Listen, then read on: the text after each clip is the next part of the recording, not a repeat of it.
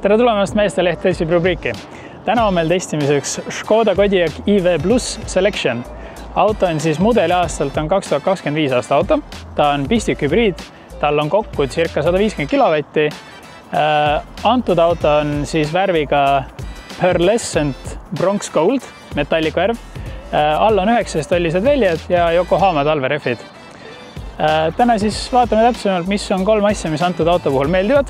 3 asja, mis võib-olla nii väga ei meeldi ja lähme teeme ka siis kiire ringi ja vaatame täpsemalt, kellele see auto võiks siis sobida.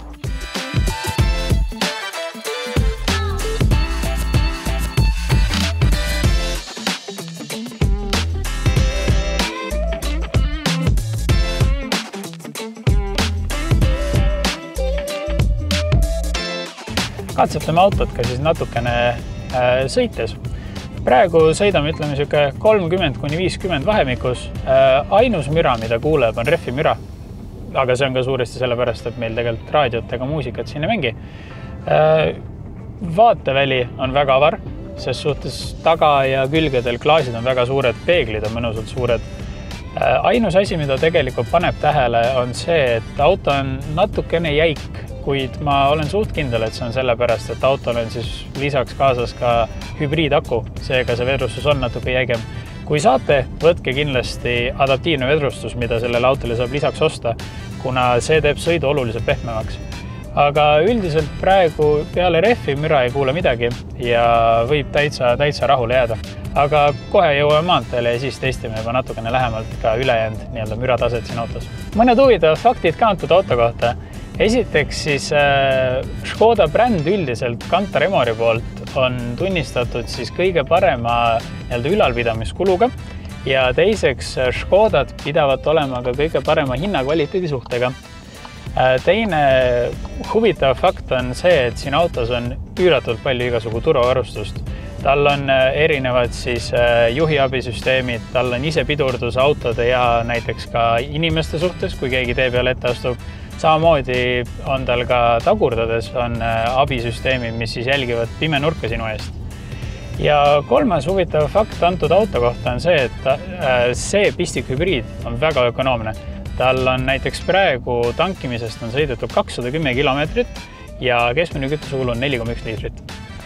Škoda ise ütleb, et ainult akuga saab sõita 124 kilomeetrit, aga reaalelus on see number alati natukene väiksem, eriti praegu, kui õues on miinus 1-2 kraadist kuni pluss 5 kraadini, et siis see läbisõit selle aku toimel võib-olla natuke pisem, võib-olla 80-90 kilomeetrit.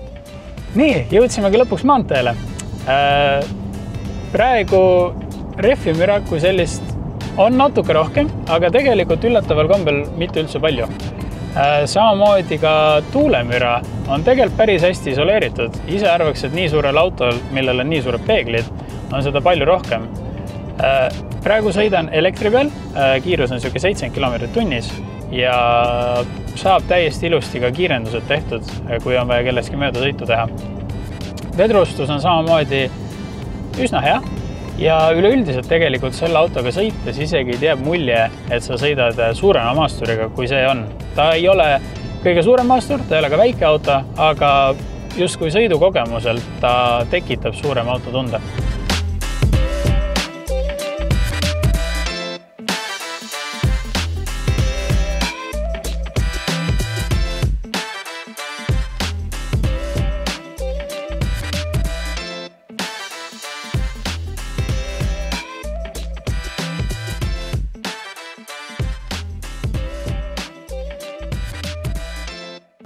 Räägime ka natukene praktilisusest.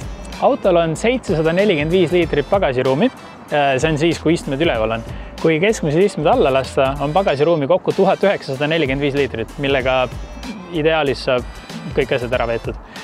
Kuna auto on pistikhübriid, siis tal on tegelikult ainult 2 istmerida, ehk siis kokku 5 kohta, aga kui sa võtad sisepõlemismootoriga auto, on siin tegelikult ka 3 istmerida, ehk siis kokku on 7 kohta.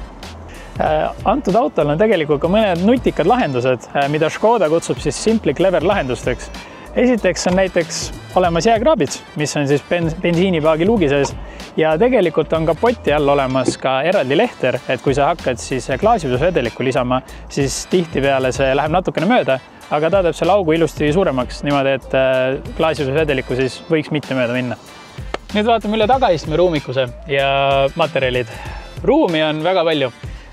Saad ka tegelikult istmeid edasi-tagasi liigutada.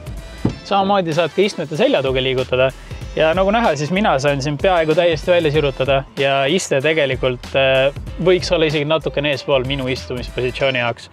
On olemas ka erinevaid taskuid, siia saad telefoni panna, siin on eraldi kliimapaneel, aknad on mõnusad suured, sellel autol ei ole panoraamkatust, aga siin on ikkagi üsna valge ja üsna siuke mõnus tunnen, et ka taga pearuumi on palju, õlaruumi on palju, käetugi on mõnus suur koos topsihoidjatega.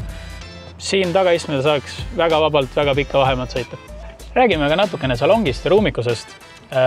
Ruumikust mainides ruumi on siin tõesti väga palju. Pearuumi on maa ja ilm. Samamoodi tegelikult saab isegi teisi istmetel väga ilusti ennast laiutada.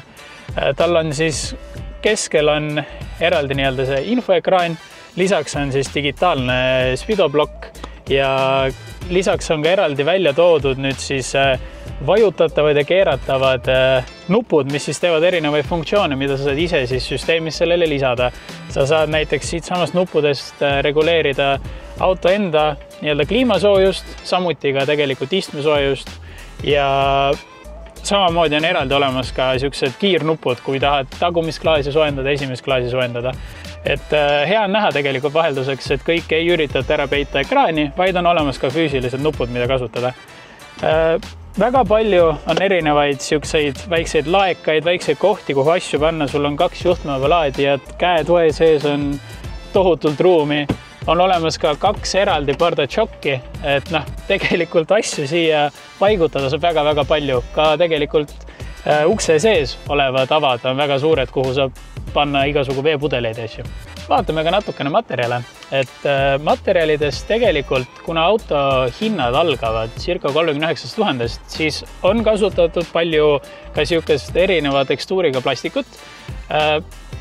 Idee poolest ei ole selles midagi hullu, sest et see tegelikult on tehtud väga kvaliteetselt. Ka siin tegelikult, mis näeb välja justkui nahk, on siuke, ei oskagi täpselt öelda, aga tundub plastikulaadne. Rool ka ei saa täpselt aru, kas on nahk või on ta millegagi segu, aga jällegi otseselt ta jalgu ei jää, sest ta tundub käe all väga mugav.